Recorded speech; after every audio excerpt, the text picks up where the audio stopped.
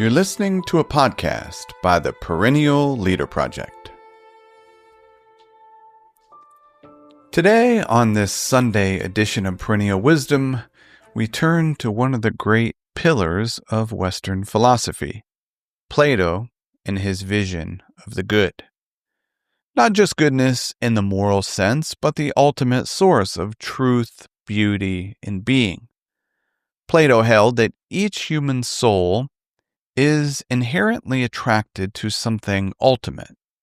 Though we may not always be conscious of it, beneath our pursuits for success, pleasure, approval, or knowledge lies a deeper desire, a longing for what is most real, whole, and divine.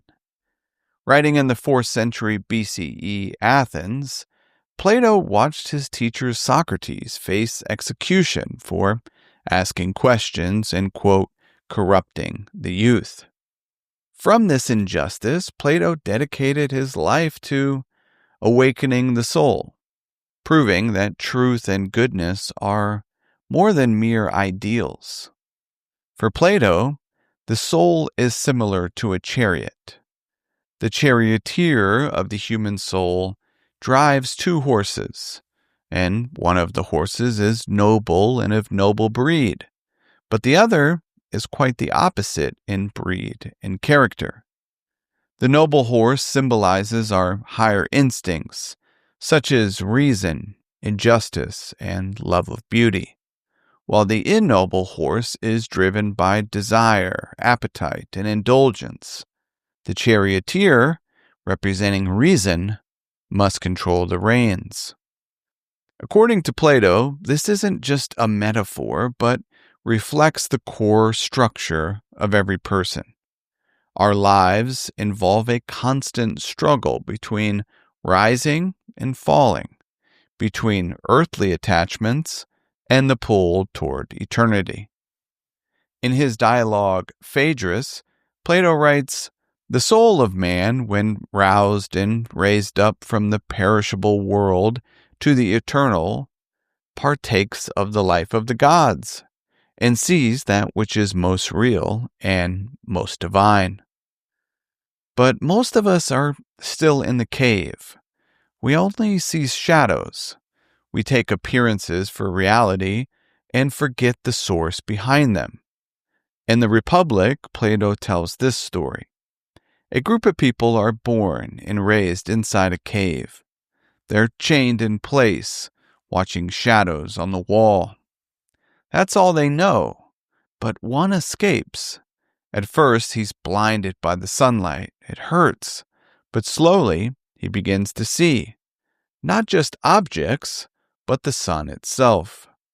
And Plato writes, "The good is the cause of all that is right and beautiful. It is what gives truth to the things known and the power to know the knower." What does this mean for us, you might ask?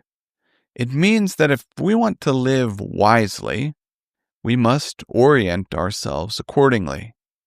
We must stop confusing the desirable with the truly good.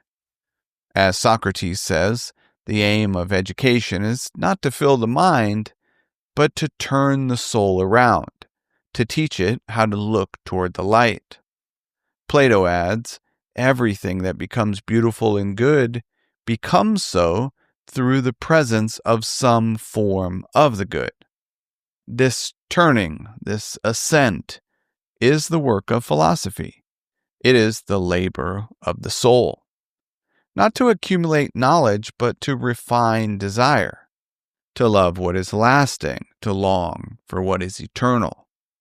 As Robin Waterfield notes in Plato of Athens, Plato's concern is never abstract speculation for its own sake, but always the transformation of the soul through philosophy.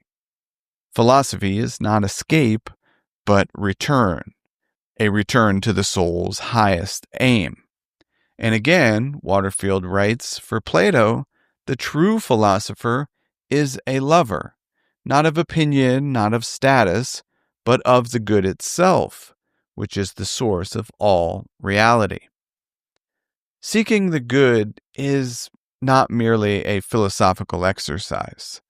It is a transformation of the soul. However, Plato understood firsthand that this quest was a challenging one. Every day we are choosing to seek the good or something else. Whether we are aware of it or not, our philosophy, our way of living, is shaping our souls. Thank you for listening to the Perennial Wisdom podcast. I hope you found something useful for daily life. If so, I encourage you to put what you heard into practice. Until next time, be wise and be well.